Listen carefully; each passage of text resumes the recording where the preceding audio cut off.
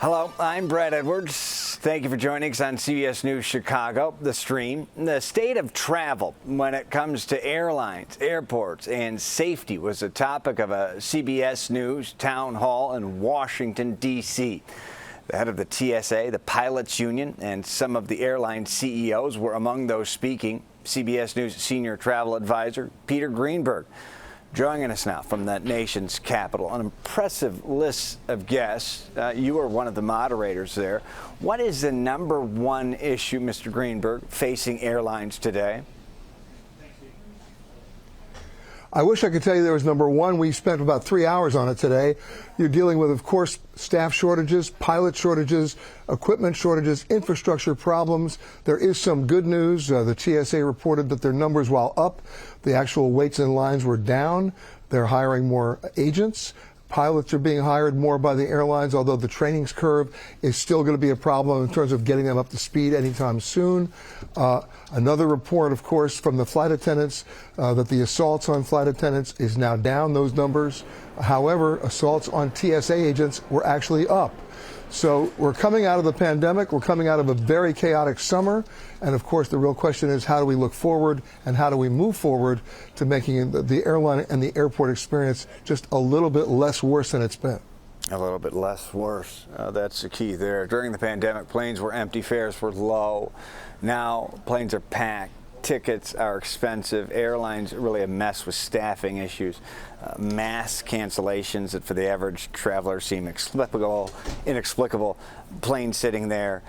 Why can't I get on? No one can seem to tell you why. How do they collectively get their act together? Well, the first thing is a massive set of triage operations. Airlines are slashing their flights. American's already canceled 31,000 flights from its November schedule. That's about 16% of its capacity. Other airlines are cutting routes as well. In many cases, they're cutting routes entirely. So part of their ability to try to get stable is eliminating service to many American communities in secondary and tertiary markets, which is going to be a real problem for a lot of cities as we move forward. But they're trying everything they can to get the stable schedule back. And of course, we're going into the fourth quarter, which historically is a lower traveled quarter. So there may be hope there in the short term. The long term remains to be seen, because if any indication for this summer, travel is going to be coming back with a vengeance again in 2023. Peter Greenberg, senior travel advisor for CBS News. The government is making noise about fixing things if airlines don't do it themselves. Is there any template for that? How could that potentially roll out?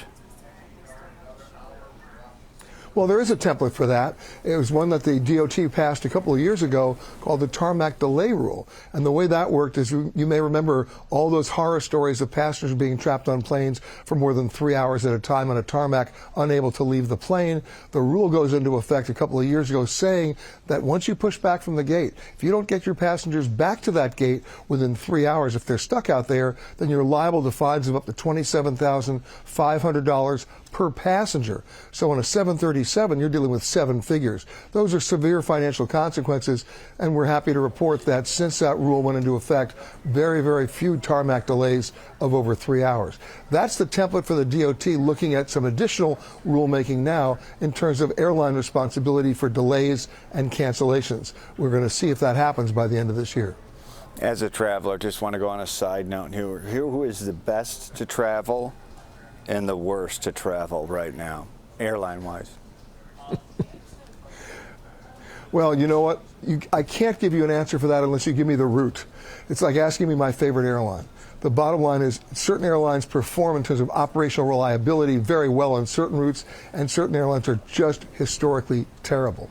So I'm not trying to dodge the question, but we have to refine it a little bit better in order to come up with an answer. Yeah, probably route to route, airport to airport, so on and so forth. Appreciate it with that. The TSA also announced something troubling when it comes to firearms. What did the TSA report say? They've confiscated over 4,500 weapons, which is a high number for them.